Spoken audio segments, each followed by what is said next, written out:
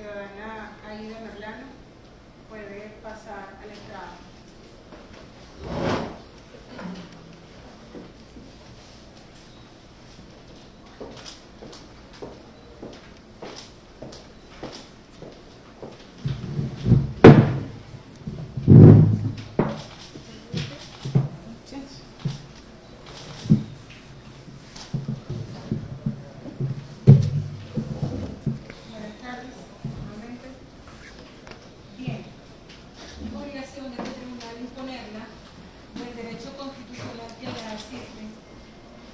Artículo 49, ordinal quinto de la Constitución de la República Bolivariana de Venezuela, el cual señala que ninguna persona podrá ser obligada a confesarse culpable o declarar contra sí misma, su cónyuge, concubino o concubina o pariente dentro del cuarto grado de consanguinidad y segundo de afinidad. La confesión solamente será válida si fuera hecha sin ninguna coacción de ninguna naturaleza. En este estado tiene la palabra, señora. Muchas gracias, señora jueza. Primero que todo, quiero pedirle excusa a la República Bolivariana de Venezuela por mi ingreso al país de una manera ilegal. Pero quiero manifestarles a todos que mi desesperación me llevó a tomar la decisión de buscar refugio en este país, ya que soy perseguida por el presidente de mi país, Iván Duque, con la intención de asesinarme luego de la fuga organizada por una clase política dirigente en el país con la colaboración de Vargas Lleras y el exfiscal general de la Nación. Yo fui condenada a 15 años de prisión por delitos que no cometí. Fui objeto de un allanamiento viciado que se realizó en mi sede política cuando aspiraba al Senado de la República. En ese allanamiento, y como lo pueden ver las imágenes que yo mostré y denuncié ante la Fiscalía General de la Nación y se la entregué a los medios de comunicación para que fuesen testigos de lo que me ocurrió, muestra claramente cómo la Fiscalía y miembros de la policía sembraron pruebas que me incriminaban en delitos como porte de armas en calidad de custodia, concierto para delinquir y corrupción al elector. Esa conspiración fue liderada por el ex candidato presidencial Vargas Lleras y con la ayuda del fiscal general Néstor Humberto Martínez en su momento, quien le dio orden a una fiscal de la región para que realizara dicho operativo, en el cual fueron implantadas todas las pruebas que se colocaron en mi contra. En las imágenes se muestra claramente cómo un agente de la policía saca los certificados electorales que fueron los que fueron objetos para incriminarme, y lo saca de su gorra, luego lo guarda en su chaqueta y posteriormente lo guarda en un gabinete. Asimismo también como un policía saca de su chaqueta unos cartuchos de fusil que no van acorde a una sede política, que tampoco existía esa arma en mi sede política, y una policía colocando un arma de fuego cuando yo tenía una GLOT entregada por las fuerzas militares y estaba en mi caja fuerte con el salvoconducto. Todo esto es para decirle, señora jueza, que está más que claro que lo que hicieron conmigo fue un montaje para quitarme del paso, y no solamente para eso, para inhabilitarme y guardarme bajo prisión para que los líderes políticos tradicionales de Colombia pudieran seguir trabajando de la manera que lo venían haciendo. Luego que me privaron de la libertad, fui sometida a maltrato psicológico, maltrato físico. Le pagaron al capitán Álvarez, que era quien estaba a cargo de la cárcel El Buen Pastor, para que me maltratara y para que permanentemente hicieran operativos en mi celda tratando de buscar si yo guardaba dentro de la misma pruebas en contra de los que sabían que yo tenía pruebas contundentes para demostrar la corrupción que se maneja en el país. Luego, no entendí el porqué de todo este entramado. Yo le quiero contar que desde los 16 años soy una líder política. Lo diríamos así porque tengo carisma, porque siempre me preocupé por la gente, por el barrio, por las necesidades de la comunidad. Y desde muy niña debo confesar que tuve una relación sentimental con Julio Gerlain, un gran empresario, contratista del Estado, que aprovechándose de mi circunstancia, porque mi padre y mi madre se separaron desde muy jóvenes y nos dejaron muy chiquitos a nosotros. Este señor fue un apoyo económico para mi mamá y finalmente yo fui víctima de acoso de este señor durante muchos años y finalmente terminé con él en una relación sentimental. Y él fue el que poco a poco me fue incorporando en el mundo de la política. Y traté de cambiar esa política tradicional que él venía haciendo durante muchas décadas, en donde elegía a su hermano Roberto Gerlain, senador, en un intercambio y compra y venta de votos como mercader de gente. Y fui tratando de cambiar esa política. Y eso fue generando un malestar dentro no solo de la Casa Gerlain, sino también de la Casa Char, que hoy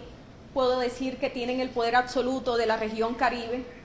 porque se han encargado de comprar a toda la clase política tradicional que mandaba en la región y son los mayores contratistas del Estado y los mayores financiadores de las campañas presidenciales de los últimos años. Podría decirse aproximadamente 20 años hacia acá, mucho antes de la campaña de Uribe o desde la primera presidencia de Álvaro Uribe Vélez. Fui testigo de las altas sumas de dinero que se invertían en esas campañas y de las altas sumas de dinero entregadas por la empresa Valorcon y por la familia Char para financiar las campañas políticas presidenciales y asimismo de otros procesos de corrupción del país. Eso me colocó en el blanco o en objetivo militar de estas dos casas políticas poderosas el momento que decidí independizar mi paso a una política independiente y lanzarme como senadora sin el apoyo de la Casa Gerlain. En un acuerdo, en un complot, me citaron para brindarme el apoyo, pero ya ellos tenían demarcado lo que pensarían hacer conmigo y fue cuando se metieron en mi sede política y colocaron a una candidata, Lilibet Ginás, por el partido Cambio Radical. Hicieron un acuerdo en la casa de Arturo Char para que se apoyaran las dos candidaturas, la mía y la de ella. Se entregaron algunos recursos que venían de contrataciones o de las coimas que se debían entregar a la alcaldía de Barranquilla, dos empresas importantes, una que le pertenece a Faisal Cura y la otra a Valorcon, para la financiación de la misma, pero era para financiar la campaña presidencial de Germán Vargas Lleras, la que finalmente terminó con un resultado nefasto, ya que el pueblo decidió no votar, aunque recibieron todo el dinero para que se direccionara la votación para él, pero el pueblo decidió votar por otro candidato. Quiero decirle que cuando estuve privada de la libertad citaron a Arturo Char para abrir la investigación por el proceso por el que yo fui condenada y me ofreció que me iban a ayudar a quitarme los cargos porque ellos entendían que yo era inocente y que ellos lo iban a demostrar y yo sabía que la trampa la tendieron ellos y me hicieron declarar, además de amenazas que hicieron contra mi madre, contra mi padre y mi hermana, las que fueron denunciadas públicamente. Fui a declarar a favor de ellos el día 5 de septiembre y el 15 de septiembre recibí la condena en mi contra y posteriormente llamé para decirles que iba a declarar en contra de ellos, aunque no tuviera ningún beneficio, ya que todos mis derechos en Colombia me fueron vulnerados, todos a defenderme, todas las pruebas que entregué sobrevinientes de videos, pruebas contundentes para demostrar mi inocencia, me fueron negadas, porque estoy segura que hasta los magistrados fueron sobornados para hundirme. Cuando quise hacer un acuerdo con la Corte para contar la verdad de lo que sabía y de lo que había ocurrido, no me quisieron escuchar para que yo no contara esa verdad que guardé durante 2 años por miedo a que mi familia fuera asesinada o yo fuese asesinada dentro de la cárcel. Finalmente me mandaron un abogado de la familia Char. Anteriormente había recibido una llamada de Julio Gerlain diciéndome que recibiera a los abogados de Julio, de Arturo y de Alex, porque me tenían que explicar algo que pensaban hacer para ayudarme a salir, que no me desesperara. Y fue cuando me hablaron de la fuga, una fuga que organizaron y que el único propósito de esa fuga fue asesinarme posteriormente, que me sacaran de la institución en donde yo estaba recluida.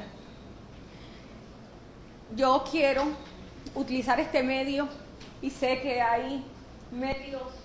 colombianos en este lugar para que esto lo transmitan. Para ninguno es un secreto que en Colombia la mayoría, o yo diría que más de un 90% del Congreso de la República de Colombia se ha elegido y se elige comprando votos. Son pocos los que se eligen a conciencia. Todos los políticos de derecha, en su mayoría, son elegidos comprando votos, sobre todo en la región Caribe, que yo puedo dar fe y testimonio. Los últimos presidentes, desde Uribe hasta acá, doy fe que se eligieron también comprando votos y que se invirtieron más de 25.000 millones de pesos por cada casa política para aporte a las campañas presidenciales de los mismos. Sé en el momento y a quienes le entregaron cada cifra que fue entregada, como también sé cada congresista qué manejo y cuánto invirtió en cada campaña presidencial para después recibir coimas, para después recibir los cupos indicativos, que creo que para los medios colombianos no les es ajeno a que esos cupos indicativos son los que designa la Presidencia de la República por medio de sus ministerios y se le entregan a las empresas contratistas, y estas empresas contratistas le dan un porcentaje de participación a los congresistas para que recuperen la inversión que hacen a las campañas presidenciales. Toda esta información que yo tengo y que tengo pruebas, que tengo videos, que tengo audios, que tengo no solamente eso, que también tengo pruebas escritas, contratos y licitaciones que fueron hechas amañadas. Todas estas pruebas hicieron un blanco fácil para mí para querer asesinarme. No solamente 2 casas políticas importantes de la región Caribe, sino también del presidente que tenemos hoy en Colombia, y es el presidente Iván Duque, para cuidar las espaldas de su jefe Uribe, que para nadie es un secreto, y también para cuidarle las espaldas al fiscal general de la Nación, Néstor Humberto Martínez, a quien le tengo grandes secretos, como el momento en que lo eligieron el ministro de ministro, el superministro, y fue nombrado como cuota política de la empresa Odebrecht y de Luis Carlos Sarmiento Angulo, para garantizar que toda la contratación entregada a la empresa Odebrecht fuera destinada a unos empresarios que a su vez le iban a entregar las comisiones a los congresistas y así poder cumplir las cuotas políticas que aportaban cada candidato o cada senador o representante a la Cámara de los diferentes partidos de derecha, ya que los de izquierda nunca participan en el tema que es conocido popularmente en Colombia como la mermelada. Néstor Humberto Martínez, luego de ser elegido superministro con el objetivo de garantizar la contratación y el flujo de los recursos para poder recuperar la inversión que se hizo en las campañas presidenciales, la inversión que hizo Luis Carlos Sarmiento Angulo y también la empresa Odebrecht, entre otras empresas. Luego que se comienza a descubrir el entramado de corrupción con el tema de Odebrecht, entendió el presidente de la República que él era necesario colocarlo como fiscal general de la Nación, y en esa elección de fiscales es cuando se comienza a entregar unos cupos indicativos a los congresistas que votaron a favor de la candidatura de Néstor Humberto Martínez para que se eligiera fiscal general de la Nación, del que yo no apoyé, pero que sí sé lo que se entregó a cada congresista para que apoyaran la candidatura y elegirlo fiscal general de la Nación. Una vez se hace fiscal general de la Nación, comienza a taparle toda la olla podrida a cada político, no solo de la región Caribe, sino de toda Colombia, a tapar todos los espacios y todas las denuncias colocadas a nivel nacional de todo lo que tenía que ver con corrupción y enlodar a la presidencia de la República, porque no es solamente una presidencia la que está enlodada, son una presidencia tras otra y es como un castillo de naipes que va al caer uno, caen todos. Él tenía que garantizar que todo quedara tapado, pero ahora que se ve inmerso en una investigación, él sale de Colombia y a él no lo persiguen cuando él es uno de los corruptos más grandes que tiene la República de Colombia. Germán Vargas Lleras fue el encargado como desde que estaba en la vicepresidencia de garantizar, junto con el fiscal general, que no era en ese momento fiscal sino superministro, de repartir toda la contratación, y finalmente tiene todo el manejo. Cuando no se elige presidente y yo le quito el apoyo político y decido no votar por él a la presidencia, es que organizan toda la trampa que me hicieron para que yo quedara enlodada. Y yo me pregunto, señora jueza, ¿cómo es posible, si todos saben en Colombia que toda la clase política de derecha en su mayoría son elegidas con compra de voto, y que mi candidatura no fui yo la que la organizó? Todos saben que yo soy candidata política de Julio Gerlain y que fui apoyada por Arturo Char, y termine yo presa y condenada a 15 años cuando los verdaderos responsables y los verdaderos corruptos están libres en su casa, y hoy ostentando un espacio tan importante en el Congreso de la República como presidente, y es el senador Arturo Char, y hoy es presidente del Congreso de la República, cuando fue él quien organizó junto con Julio y una empresa del distrito que trabajaba para el distrito, los que organizaron mi campaña al Senado de la República. ¿Por qué terminé yo siendo condenada? ¿Por qué después inventarse una fuga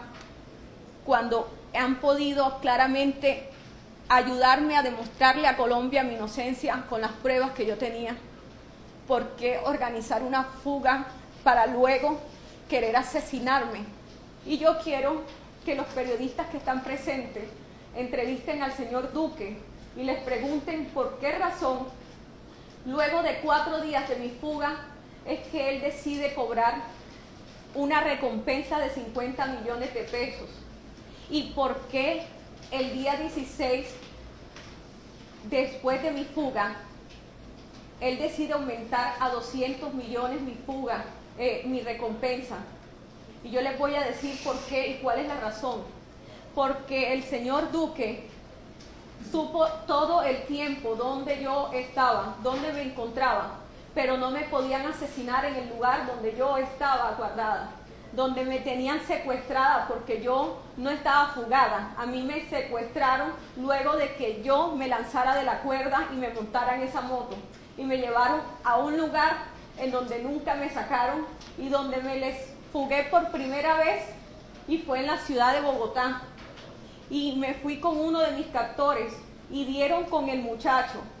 y luego que dieron con el muchacho, el día 15 que yo me les escapo en una finca que estaba en las afueras de Valledupar, en una finca donde decidieron matarme, y los mismos raptores, los que me tenían, me confesaron uno de ellos cuáles eran las intenciones, y era asesinarme y enterrarme en una fosa común para que yo no fuera encontrada nunca. Y justo el día que yo me le escapo, Duque al día siguiente aumenta mi recompensa a primera hora en 200 millones de pesos, porque sé que desde el principio él sabía, porque tanto él como la familia Char y la familia Gerlain tienen intereses en común, porque saben que en el momento que yo salga a declarar todas las cosas que tengo contra ellos y que hoy no terminaría, porque son archivos, porque son bastantes pruebas, saben que en el momento que yo entregue todas esas pruebas, no solamente va a caer él, va a caer Uribe, va a caer Santos, va a caer casi media clase política, medio Congreso y el Partido Conservador completo. Yo me pregunto, ¿cuál fue el delito que cometí cuando mucha gente me tilda de corrupta y me dicen que le robé al pueblo? Y no entiendo si es que no conocen por cuáles fueron las razones que me condenaron. Y yo nunca le pedí un puesto a ningún ministerio, nunca pedí una comisión, nunca me conocieron la cara en ningún ministerio. He sido una mujer transparente, hice parte de la Comisión Segunda. Y en la Comisión Segunda, como presidente, tuve la mejor presidencia en los últimos años, proactiva. Todas las iniciativas fueron en mejora del país. Hice los mejores debates en contra de los ministros cuando consideré que no estaban haciendo un buen trabajo. ¿Cómo le destruyen la vida a una persona? Y resulta que yo debo quedarme esperando que me pudra en una prisión por delitos que yo no cometí. Y luego me dan una esperanza de que voy a salir y compran unos tiquetes a Barbados. Y los medios de comunicación saben a qué me refiero, porque yo no sé de dónde salió que yo compré unos tiquetes a Barbados y ya estaban comprados unos tiquetes a Barbados. Lo que querían mostrar era que yo me fugué y estaba en una isla paradisíaca, o quizás disfrutando de la vida con otra identidad, pero no era esa la realidad era que iba a estar asesinada, enterrada y olvidada, y todos pensando que yo estaba quizás en algún lugar huyéndole a una condena a la que no le tenía miedo. Yo no tengo miedo a ser condenada por delitos que la justicia considere que yo cometí, siempre y cuando, como digo, la palabra justicia lo hagan en franca ley y no implantando pruebas falsas, porque no tengo por qué pagar una condena sobre unos delitos que yo no he cometido, porque me considero una persona, y lo vuelvo a decir, inocente de lo que se me acusa.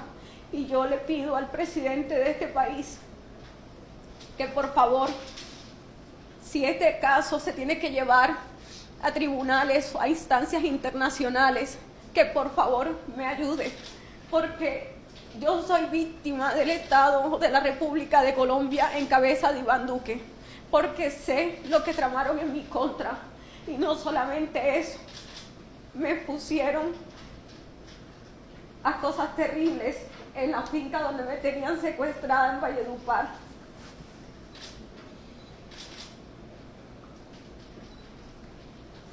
Si de verdad ellos hubiesen cuadrado una fuga, mis captores no hubiesen hecho conmigo lo que hicieron el tiempo que yo estuve secuestrada,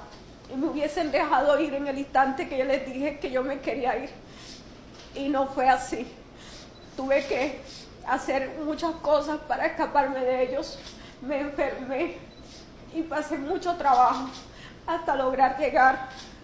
a este país, donde de una manera desesperada atravesé la frontera buscando escapar de toda una maquinaria política que son una base de criminales que tienen nexos con paramilitares, y que quisiera también que pude mirar, después de todas las cosas, que hubo una masacre en Cesar. Me parece raro, me parece un poco sospechoso que mataron a 3 personas en un municipio de Cesar, y no sé si quizás fue en el mismo lugar donde me secuestraron, y no sé si de pronto son las mismas personas que me tenían secuestradas y a las que me les fugué en retaliación o quizás para evitar que confesaran quienes los habían contratado para lo que querían hacer contra mí. No estoy asegurándolo, pero hoy pienso cualquier cosa. Y cómo es posible, si yo regreso al país, si regreso a Colombia, quiero que antes de regresar, toda Colombia sepa la verdad de lo que tienen que saber y por qué todo lo que hicieron en mi contra. ¿Por qué no se preguntan cómo condenan a una persona por una práctica que la cometen todos los políticos tradicionales de derecha? Porque no soy la única persona a la que le habrían iniciado un proceso por corrupción al elector, porque en cada esquina de las regiones hay un líder comprando votos y siempre a favor de algún candidato de derecha. Eso es el pan de cada día. Esa es la manera de cómo la gente sale el día de las elecciones a hacer un festín, porque es un día que llega dinero de todos los políticos porque le venden el voto a todo el que pueda y no es un secreto para nadie. Pero yo sí pido solamente dos cosas. Una, que se me brinde protección a mi integridad, porque me siento en este momento tranquila y desde que fui capturada aquí creo que he encontrado paz, porque no dormía tranquila pensando en el momento que mis enemigos me encontraran. No hablaba con nadie, ni con mi familia, por miedo a que una llamada fuera interceptada y dieran con mi ubicación. No le tenía miedo a las autoridades, vuelvo y repito. Le tengo miedo a mis enemigos, le tengo miedo al gobierno colombiano, le tengo miedo a la clase política que está detrás de mí y de mi muerte. Estoy temerosa por todos los que prefieren verme muerta y estoy abierta a que, si de ser necesario, se abra un juicio aquí en donde yo pueda denunciar todos los actos de corrupción puntualizándolos. Estoy abierta que si este gobierno permite entrevistarme con los medios que deseen saber la verdad, también estoy abierta, y estoy abierta a todo lo que el gobierno considere que es conveniente, pero pido que se tenga en cuenta también la integridad de mi familia en Colombia, que de pasarle algo a algún miembro de mi familia, sepan que los únicos responsables de lo que me ocurra son el presidente Álvaro Uribe Vélez, la familia Char, me refiero a Fuad Char Abdala, a Alex Char, a Arturo Char y a la familia Gerlain en cabeza de su hijo Julio Eduardo Gerlain y Margarita Gerlain, hija de Julio Gerlain, quienes organizaron la fuga con la familia Char, y que estoy segura que a espaldas de su papá, Julio Gerlain, cuadraron lo de mi asesinato. Quiero pensarlo de esa manera porque no creo que una persona con la que tuvimos una relación extramatrimonial tantos años y que quedaron frutos que por respeto no puedo decir en esta audiencia, se haya prestado para todo lo que hicieron contra mí, y que las autoridades saben, las que llegaron aquí, que lo que estoy diciendo en cuanto al maltrato que recibí en Valledupar es cierto.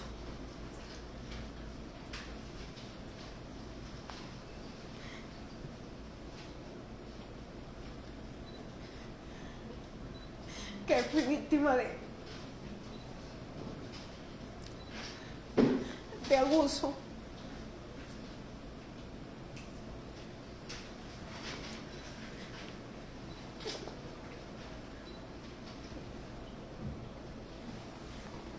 que me lanzaron a pensar que iba a encontrar una salida a un problema que no sé cómo terminé involucrada, que no me explico cómo terminé metido en todo esto. Y lo que hicieron fue mostrarme un camino que me llevaba a la muerte. Con lo que les dije de las referencias de los días de los pagos de la recompensa, van a comprender que el presidente tiene mucho que ver en todo, porque está cuidando las espaldas de su jefe político y también las espaldas de los candidatos presidenciales anteriores, de los presidentes anteriores, y sobre todo la del exfiscal Néstor Humberto Martínez, porque si cae Néstor Humberto, cae media clase política colombiana.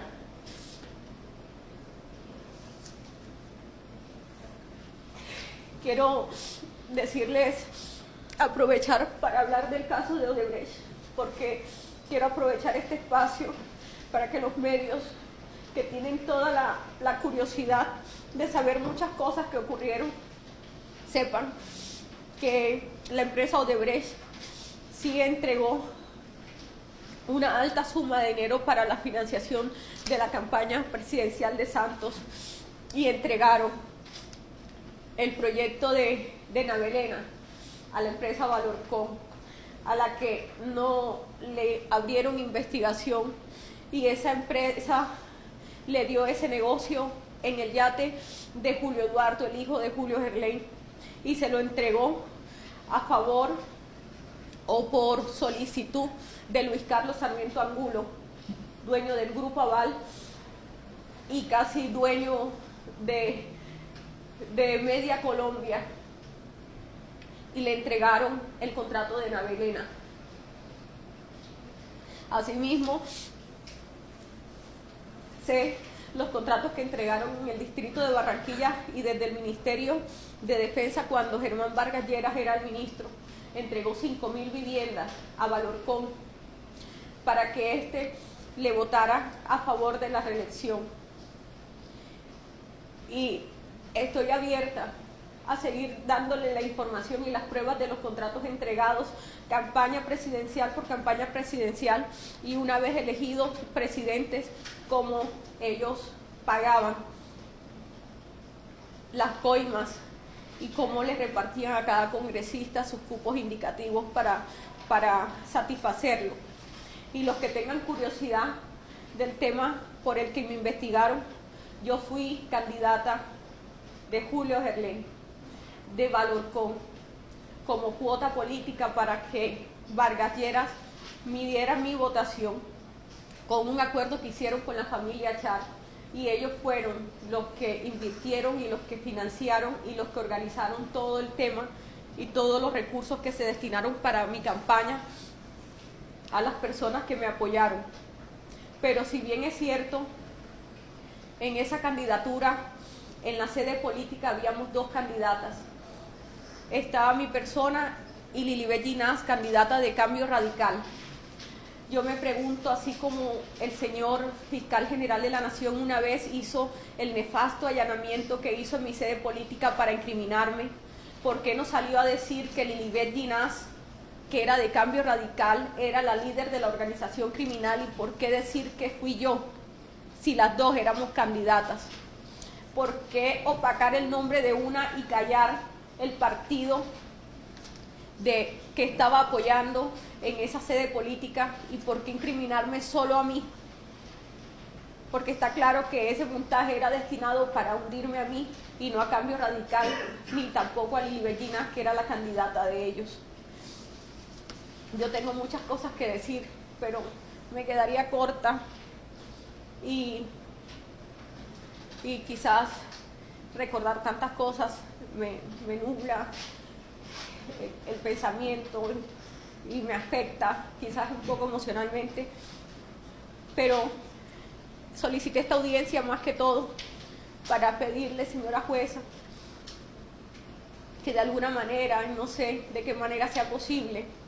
el presidente Nicolás Maduro mira mi caso y si lo puede llevar y extender hacia relaciones diplomáticas con otros países, entre esos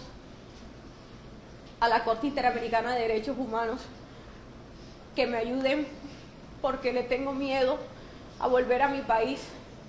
en donde sé que posiblemente atenten o intenten nuevamente atentar contra mi vida como ya lo hicieron en repetidas ocasiones. Gracias. Bien, gracias. ¿La defensa tiene alguna pregunta para la ciudadana Aida? No, ciudadana, pues en este momento no tiene ninguna ¿El pregunta. Ministerio Público? Bien. Este tribunal sí tiene una pregunta, señora Aida. Fíjense. ¿Tuvo usted la oportunidad alguna vez de realizar una declaración como esta en su país, en su proceso? No, señora jueza, a mí no me permitieron en mi país declarar, y las veces que lo solicité, cabe recordar esto que se me había pasado. Yo tenía una cita el 1 de octubre con la Fiscalía. Yo me puse 2 citas con ellos. La primera cita, cuando pensé declarar, le llegó esa información al señor Fuad Char, porque ellos manejan la Fiscalía, la maneja Vargas Lleras, como la sigue manejando hasta ahora, y el fiscal que está en este momento también es colocado por Germán Vargas y sigue siendo discípulo del fiscal anterior. Ellos avisaron a las familias que yo pensaba declarar en contra de ellos, y me llamó Julio a regañarme, a decirme que cómo iba a ser esa locura, y fue cuando por primera vez amenazaron a mi familia. Entonces yo desistí y cambié la fecha, y la fecha me la volvieron a colocar para el 1 de octubre. Y antes de esa, de esa cita, estaba citada para las 2 de la tarde, y fue el mismo día que ellos organizaron la fuga en donde planearon asesinarme. Y fue el día que me fugué, el día que yo pensaba de una manera voluntaria denunciar ante la Fiscalía. Ellos no iban a permitir que yo declarara. Nunca me lo permitieron, y tampoco en mi proceso no me permitieron declarar, ni la posibilidad de decir, bueno, yo voy a confesar estos delitos que cometieron, pero quiero decir que soy inocente de lo que se me acusa. No me dieron la oportunidad de decir la verdad de todas las cosas que conocía. Bien. ¿Cómo considera usted entonces que fue el proceso en su país, la investigación que se le llevó en su contra? El proceso tiene varias etapas. Yo debí ser juzgada por tres magistrados. Inicialmente aprobaron 2 instancias para los congresistas y aforados que no teníamos. Debió haberme juzgado la sala de instrucción y no lo hizo. A mí me calificó la sala que no me correspondía. Tenían que calificarme 3 magistrados y solamente lo hicieron 2. Asimismo, se solicitaron apelaciones, nunca se escucharon. Me condenaron 2 magistrados cuando debieron ser 3 magistrados. Tampoco me concedieron el derecho a tener 3 magistrados, porque desde el principio considero yo, y lo voy a denunciar también, considero que los magistrados hicieron parte de todo el entramado en mi contra para terminar de hundirme y no permitirme una defensa legítima. Asimismo, está en apelación la condena, y estoy segura que con todos los intereses económicos y políticos del país, y como yo no soy poderosa, como yo no soy el único poder que yo tengo es el cariño del pueblo, porque dinero no tengo y tampoco una maquinaria política, y el pueblo desafortunadamente no puede hacer nada para ayudarme en un proceso donde se mueven es con recursos económicos, porque allá las decisiones las toman con dinero y con favores políticos, y yo no tengo mucha influencia política, a pesar que fui la mayor votación. Cuando me elegí diputada, fui la mayor votación del Departamento del Atlántico y de toda Colombia. Fui la mayor votación de la historia del departamento, a pesar de que fue mi primera aspiración, cosa que no le gustó a la clase política tradicional, porque vieron de qué manera tan rápida yo crecí. Para los que algunos dijeron o piensan que de una manera arribista crecí, no. Yo trabajé desde los 16 años y lo que fui me lo gané a pulso, tocando a la gente, conociendo a la gente, escuchando a la gente. Y la gente se le puede comprar el voto, pero la gente termina votando por lo que quiere a la final. Y la gente quería las propuestas que yo tenía. Cuando me elegí representante a la Cámara, también me elegí con la mayor votación del departamento y la segunda votación a nivel nacional. Y eso tampoco le gustó a la clase política tradicional y me vieron como un peligro eminente para ellos. Cuando se mostró mi nombre para la alcaldía de Barranquilla, eso también fue peligro para la clase tradicional del departamento. Y yo siempre fui un peligro, no solamente por lo que representaba políticamente para ellos, sino también por toda la información que manejaba. Y en el momento que decidí independizarme, porque entendí que hay caminos diferentes de hacer política y eran los caminos que yo quería emprender, decidieron cobrarme la decisión de independizarme y quizás sintieron temor de que yo denunciara todas las cosas que sabía cuando me enfrentara políticamente contra ellos y les echara en cara todas las cosas que sabía de ellos, cosa que no pensaba hacer porque quiero a mi familia, pero luego del daño que me han hecho tan terrible, después de caer presa, sin entender el porqué, de tener un hijo adolescente que cayó en problemas de drogadicción a raíz de mi problema, mi hija hundida en una depresión, que era mi familia. Pienso que ya en este momento no tengo más nada que perder, excepto la vida, y es la que estoy pidiendo que este gobierno me proteja, ya que en mi país no tengo garantías.